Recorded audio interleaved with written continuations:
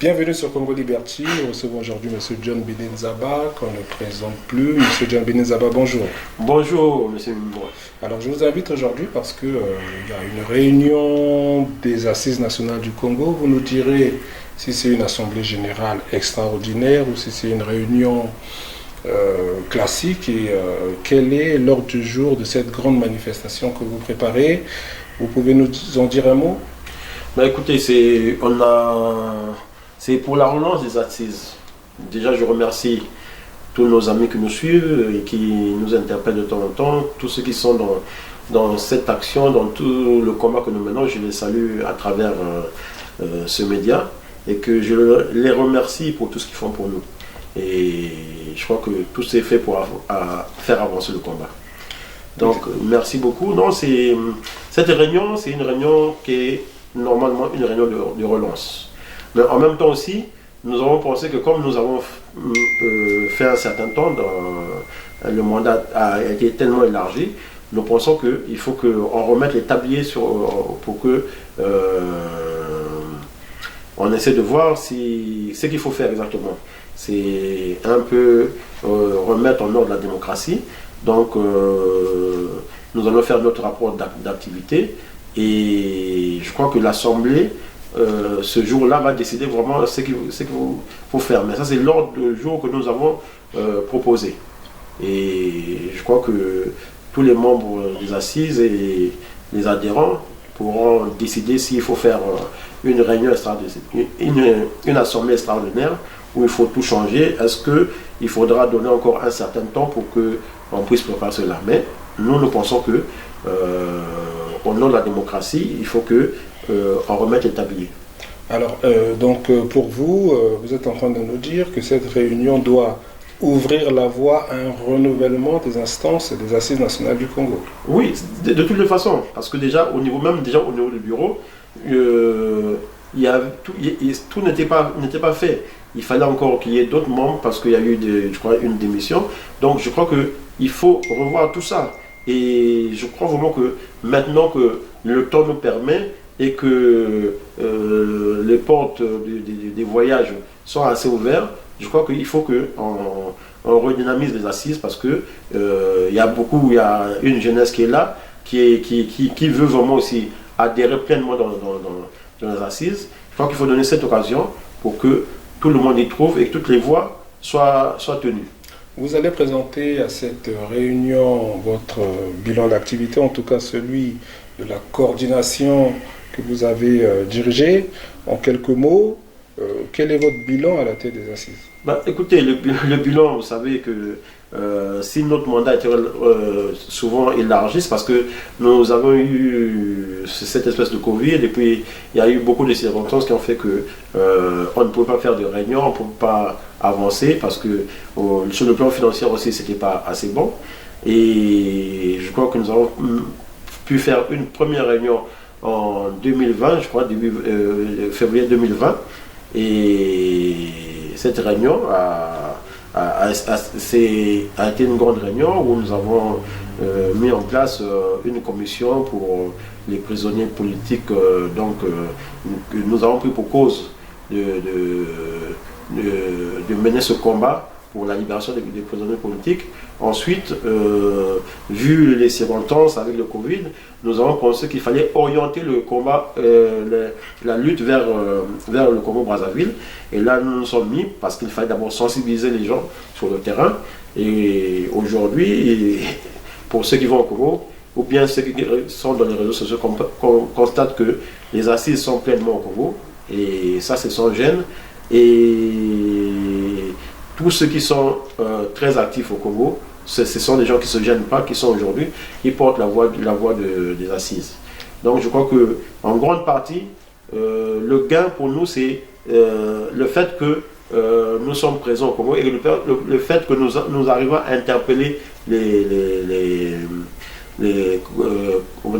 ministres, les gouvernements et tout ce monde-là pour le bien du peuple congolais.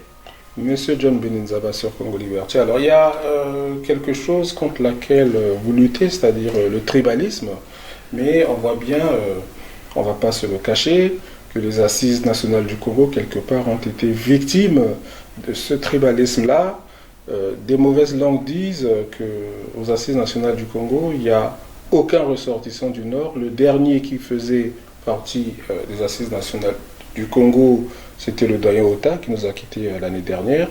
Est-ce qu'aujourd'hui, après le départ du coordonnateur Jean-Luc Maleka, que je salue d'ailleurs, il y a encore des ressortissants du nord du pays dans les assises, et si oui, lesquels?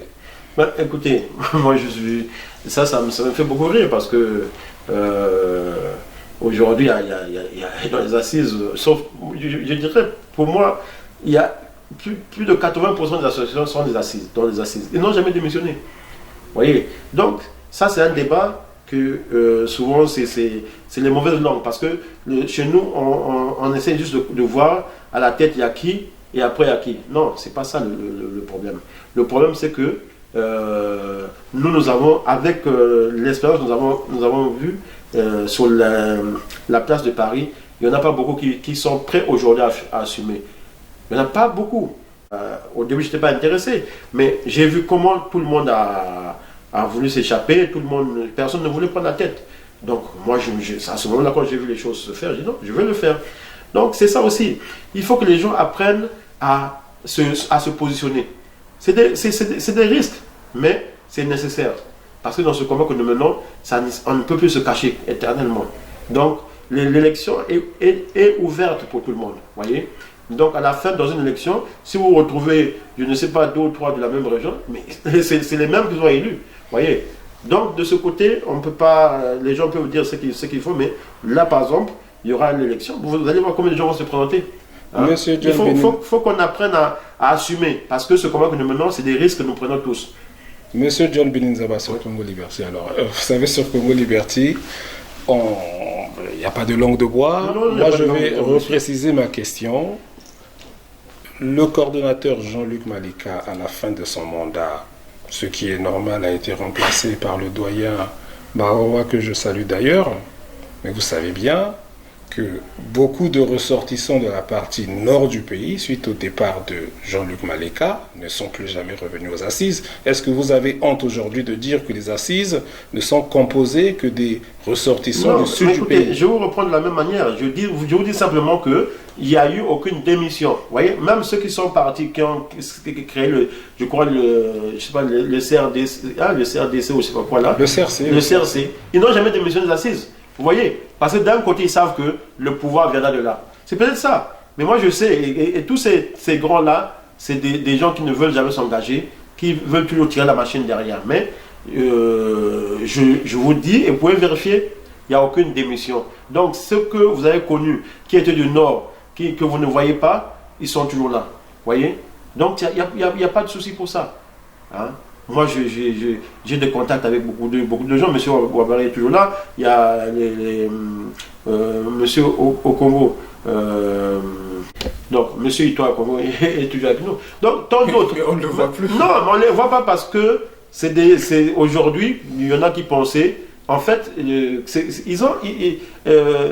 problème du Congo, c'est que les gens attendent la chute. Vous voyez? Et malheureusement, il n'y a pas eu la chute des assises. Je les ai tenus avec les autres comme il le fallait. On a toujours parlé des assises, on a toujours mis les assises en avant, même quand la situation était pas facile.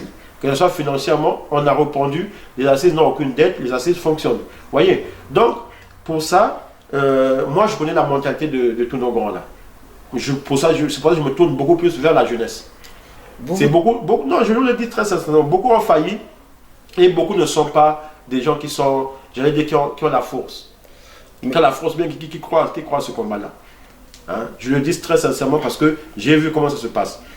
Il n'y a pas un problème de tribalisme. L'élection se fait avec tout le monde. Il n'y a pas, c'est pas un truc où c'est des nominations. Donc moi j'étais élu, comme tout le bureau a été élu.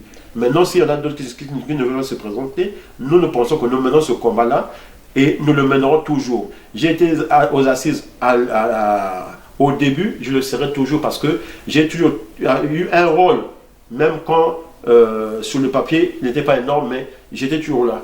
Hein? Quand il y avait le doyen Maleka, j'étais toujours dans sa valise. Mais Mawao, c'est la même chose. Donc, parce que je compte.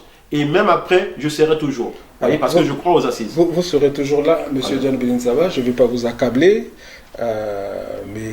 Non, pas content vous êtes, gens, mais je suis présent. Vous êtes un chef d'entreprise. Oui. Vous savez bien que lorsqu'une entreprise fait banqueroute ou lorsque ça ne marche pas, bon, on met la clé sur le paillasson. Est-ce que vraiment aujourd'hui, l'heure n'est pas arrivée aux assises de faire le constat qu'il n'y a plus personne et que voilà, bon, on arrête tout et puis écoutez, on fait autre chose. Ça, vous allez le voir. Et non, attention, il ne faut pas dire ça, parce que c'est trop facile de dire ça. Hein? Nous avons fait une très grande réunion il y a 2 ans, 3 ans, mais personne n'y croyait. Vous voyez, nous savons que nous avons notre monde, parce que le combat que nous menons, ça n'a pas commencé avec des assises. Donc le combat que nous menons, les gens viennent parce que nous sommes des gens sincères, parce que nous sommes des gens qui portent un combat, et tous les combats de ce pays-là, que ce soit les combats du Nord, que ce soit les combats du Sud, nous les portons. Et ça, pour cela, les gens viennent. Et aujourd'hui, une certaine jeunesse comprend, et nous retournons vers cette jeunesse-là qui va intégrer les assises et faire à ce que cette machine puisse marcher, parce que c'est la seule, je vous le dis bien, c'est la seule. Vous allez aux États-Unis, vous allez partout, c'est la seule qu'il y a. Il n'y a pas d'autres machines comme ça. Monsieur John Belinzaba sur Congo Liberty, alors tout le monde sait, on ne va pas se le cacher, qu'on est congolais, mais qu'on vient bien d'une région ou d'un territoire donné. Vous êtes originaire de la région de Muyonzi. Est-ce qu'aujourd'hui, le Parti congolais du travail, le parti de M. Denis Sassou Nguesso, n'a pas bien joué son coup, à savoir qu'il y a eu une affaire Figa avec Mme Ikolo, et on a quand même vu que certains ont défendu Mme Ikolo du simple fait qu'elle soit du même coin que des gens qui se déclarent opposants. Vous êtes de la même région, pour ne pas dire du même village que Mme Ikolo. Est-ce que vous considérez que Mme Ikolo, vous allez m'excuser, vous savez que chez nous, les Babembe, on ne s'en prend pas aux femmes, mais est-ce que vous considérez que Mme Ikolo a fauté ou pas? Est-ce que vous la défendez? Ben, écoutez, moi, je n'ai pas à défendre Mme Ikolo, et puis pour moi, c'est Mme Ikolo parce qu'elle représente le PCT. Donc, vraiment, il faut qu'on se mette à une certaine hauteur. On ne vient pas là pour défendre une cause parce qu'elle est Bembe ou bien... Non, moi... J'ai suivi cette histoire-là et je continue à la suivre, comme tout le monde, mais pour moi, je vais plus au fond. Voyez. Donc aujourd'hui, il faut savoir déjà qui gérait cet argent. Hein? Qui gérait... nous, moi j'en sais rien. Oui, c'est M. Mbouloukoué, je crois quelque chose comme ça. Donc, qui a donné de l'argent à Mme Mikolo. Donc, sur les soit disons, tout cet argent-là, les 10 milliards ou c'est pas les 20 milliards, quelle est la part de Mme Mikolo dans ça? Elle a dû le dire, voyez. Donc, effectivement, elle a participé dans ce vol. Mais, il faut aujourd'hui chercher à savoir où est partie l'autre partie d'argent, la plus grande partie. Parce que quand on déclare avoir reçu 300 millions, mais 300 millions sur 10 milliards, où sont partis les autres Dites-nous. Non, c'est ça, c'est la question. Donc moi je viens pour défendre Mme Ikolo. Mme Ikolo est dans un système où tout ce monde vole. Et tout ce monde-là doit se retrouver un jour à l'autre en prison parce que c'est des gens qui ont pris de l'argent de l'État. Voyez, en commençant par Christelle Sassou Nguesso, Ndongo, le Bouya, tout ce monde-là doivent y répondre. Donc Mme Ikolo fait partie de ces gens-là. Ce n'est pas parce qu'elle est Babembe que je la mettrai à côté. Mais je dis simplement que nous sommes dans un système de PCT où, quand vous voyez de la fumée, il faut avoir une certaine maturité. Parce qu'avec le PCT, on met de la fumée et quand vous êtes là-dedans, vous êtes embrouillé. Mais nous, on va plus loin. Donc plus loin, c'est pour dire que après nos investigations, aujourd'hui, je dis simplement que Mme Ikolo, comme M. Mbouloukoué, il a donné une certaine liste à qui il a remis de l'argent. Donc on constate que la famille Sassou Nguesso s'est servie.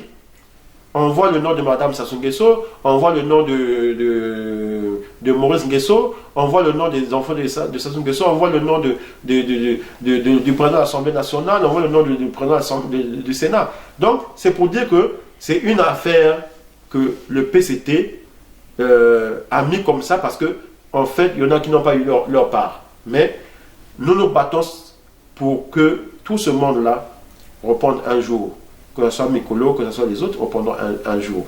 Mais aujourd'hui, on constate que derrière l'affaire Figa, il y a tout ça. Et Mikolo, elle sera là. Parce que vous savez bien aujourd'hui, si M. Sassou Nguesso se débarrasse de Mikolo, il y a qui d'autre à Mouliosi? Voyez? Donc il y a ces calculs-là que les gens font pour dire qu'il ne se passera rien. Donc avec le pouvoir de Sassou Nguesso, ne comptez pas sur les punitions, il n'y aura pas de ça. Nous devons continuer à nous battre pour que demain, tous ces voleurs-là, et en grande partie, les grands voleurs que j'ai cités, les Bouya, les Chrétiens Sassou Nguesso, tout ce monde-là va reprendre. Parce que on nous parle de 10 milliards, mais 10 milliards, c'est vrai. Mais comparé à ceux qui ont 1000 milliards là-bas. Donc, on ne peut pas effacer. Il faut regrouper, dire non, que ce système-là vole et nommer les gens. Aujourd'hui, l'affaire Figa est partie plus loin. On a pu voir lesquels ont bénéficié de cet argent-là. Et Madame Mikolo est loin d'être celle qui a le plus bénéficié de cet argent. Ce n'est pas pour la protéger, mais pour dire que non, c'est le système. On met quelqu'un et tout le monde vole, et puis après on prend une seule personne pour dire non, cette personne-là a volé. Mais les Moshi volent, les Nordistes volent, mais les Sudistes aussi volent, les Babembe volent. Voilà, c'est pour démontrer ça. Ah, c'est ça, non, mais c'est ça le système. C'est juste pour démontrer que non, il n'y a pas que les Moshi qui volent. Mais on ne va pas aller là. Nous, on s'en fout. Que tu sois Mboji, que tu sois Bembe, que tu sois Intel, nous combattons un système. C'est ça qu'il faut que les gens comprennent. Donc, s'il arrive cela à Mikolo, elle ne le fait pas en tant que Babembe. Hein? Ou bien même les Mboshi ne le font pas en tant que Mboshi. Ils seront punis parce qu'ils ont volé l'argent de l'État. C'est ça que les gens comprennent. Et ça, il faut faire la différence. C'est comme aujourd'hui, il y a cette affaire de Ominga là qui se met à ramener des sacs et des sacs d'argent dans sa maison, de l'argent qu'il vole à la SNPC, qu'il va mettre là-bas, et puis quelque temps, la garde présidentielle se met à soutirer une bonne partie, et il est surpris que ça se fasse. Hein? Il ne sait pas que autour là, il y a une misère. Donc les gens doivent faire attention. Même quand on veut soutenir ces gens-là, il faut se dire que non, il faut qu'ils pensent à la misère du peuple congolais. Alors vous êtes en train, vous allez m'excuser, donc c'est John Bénin Nzaba, président du SACER, coordonnateur des Assises nationales du Congo. Vous avez un site internet SACER Info, SACER Info qui... Oui. La plupart du temps passe, en tout cas beaucoup de temps dans les tribunaux à Paris parce qu'il y a beaucoup de procès en diffamation. Oui. Vous êtes en train de nous dire que M. Ominga, le patron de la SNPC, aurait planqué comme M. Zéphirin Boulou des milliards chez lui qui ont été dérobés, c'est ça? Oui, des milliards chez lui, ça a été dérobé par la garde présidentielle, tout ce qui le garde, parce que bon, ils fonctionnent comme des égoïstes. Ils pensent que ceux qui sont autour d'eux, c'est qui vivent dans la misère, doivent y rester. Mais ils ne se doutent pas que non. Parmi eux aussi, il y a des gens qui sont assez intelligents qui pensent que non, ils peuvent se servir. Donc, M. Ominga a entassé une maille d'argent qui faisait à peu près... Bon, ça c'est ce que lui dit, parce que c'est après qu'il a constaté que le nombre de sacs diminue. Disons que non, est-ce que là, il y avait 3 milliards ici. Ça, il a lancé ça comme ça. Il y avait 3 milliards et 5 milliards, il ne reste que ça. Ben, il pouvait y en avoir aussi plus. Parce que ces gens-là ne comptent pas. Donc, c'est à ce moment-là qu'ils constatent qu'il y a des sacs qui ont été pris et qu'une bonne partie a été dérobée. Mais où est-ce que M. Ominga a dit qu'on lui a dérobé 3 milliards? Moi, j'ai pas mais c'est lui-même. Est-ce que c'est encore des ragots, des Landa, écoutez, vous savez, moi, à SACER Info, on fonctionne comme dans le canard enchaîné. Il y a des gens qui nous informent. Donc aujourd'hui, depuis, je le dis même, il est obligé, il porte plainte, nous on reprend comme d'habitude.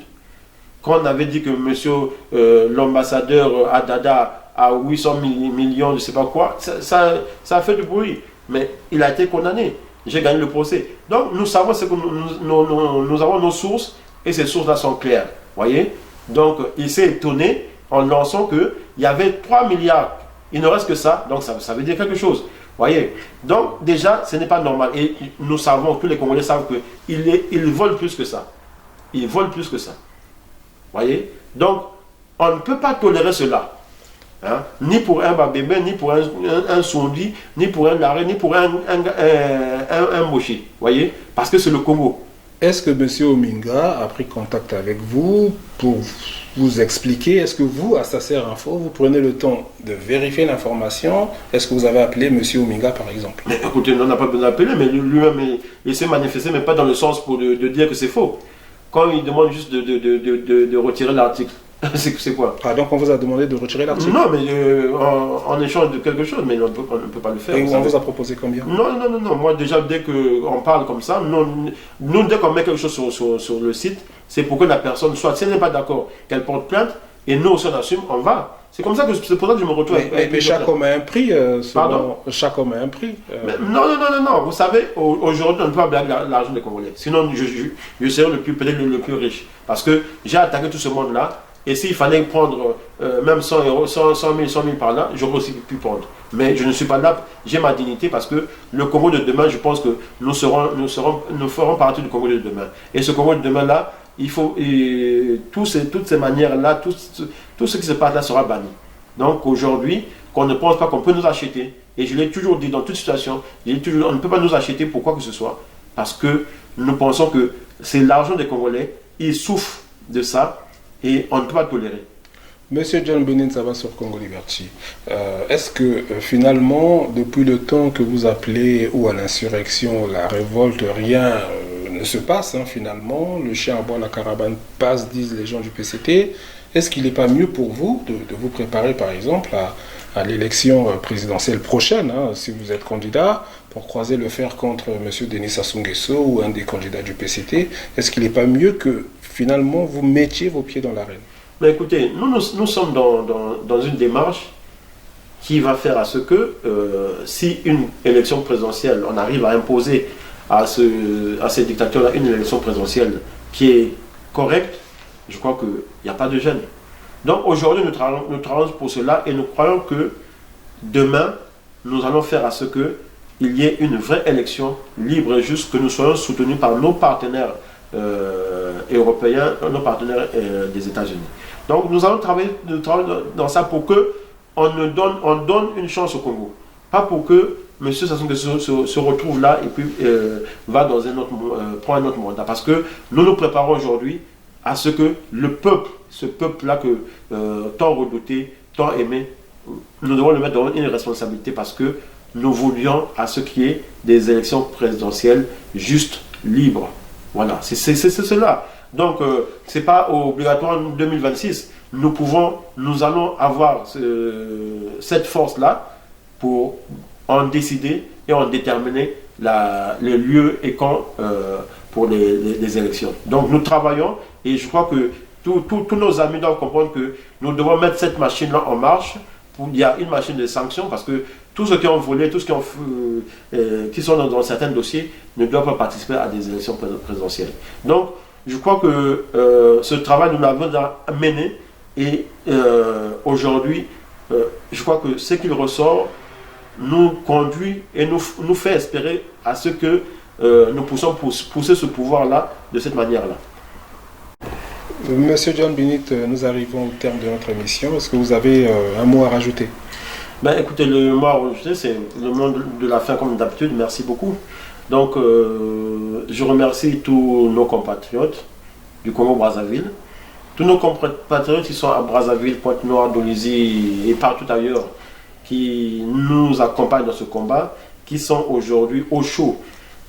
Les risques que vous prenez sont très, très nombreux et je crois que ça vaut la peine que je vous remercie, que les gens sachent aussi que vous êtes là à un endroit où du jour au lendemain vous vous retrouvez de temps en temps à arrêter et avec certaines interventions je crois qu'on arrive à s'en sortir.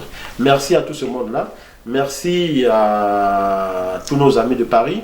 Je vous invite à la réunion des assises du 22 avril 2023 au 20 Esplanade Nathalie Sarraute à Paris vers Max Dormont, métro Max Dormont.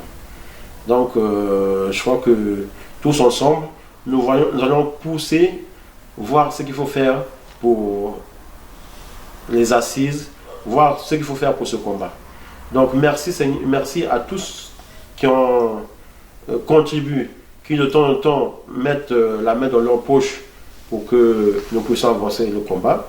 Et je crois qu'avec cette relance des assises, nous allons faire à ce que le combat soit à la hauteur et que nous ayons droit vers le but, c'est-à-dire le pouvoir. Gagner ce pouvoir-là par tous les moyens, mais surtout avec les Congolais qui sont bien déterminés, qui aujourd'hui ont compris que ils ont été enroulés dans la farine par le pouvoir de Denis Sassou Nguesso, qui pensent aujourd'hui qu'avec tout toutes les richesses qu'on a, nous sommes capables avec notre force de ramener cette économie qui a été mise en lambeaux depuis des années, faire à ce que les hôpitaux puissent fonctionner parce que nous avons les moyens, parce que le Congo est un sol en or. Il faut que les gens le comprennent bien.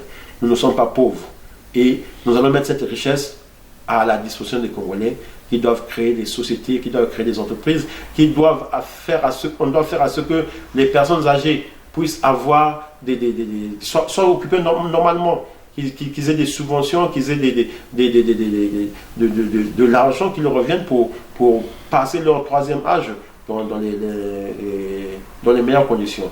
Nous allons faire à ce que les médicaments soient disponibles, parce que nous pouvons le faire, il y a de l'argent, voyez. Donc, arrêtez avec cette manière de penser toujours que c'est fini. Non. Donc, soyez des gens bien déterminés, des gens fortifiés, prêts à mener ce combat, prêts à servir les autres, prêts à être à la disposition du Congo. C'est cela.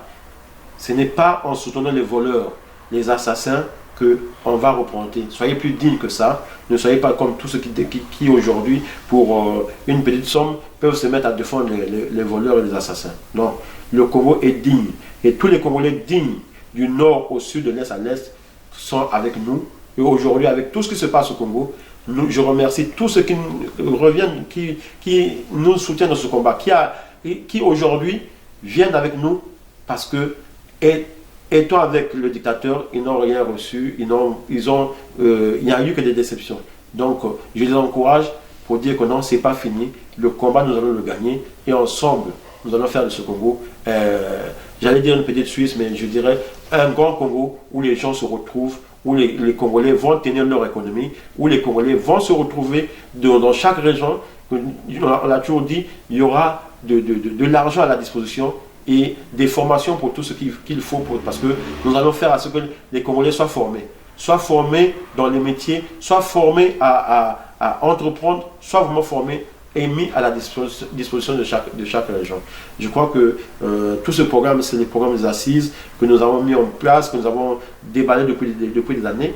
Nous sommes prêts aujourd'hui, comme je vous l'ai dit, à la première heure de mettre tout ce programme à la disposition du Congo. Et nous allons nous battre pour ce Congo-là, ensemble. Merci beaucoup et à très bientôt.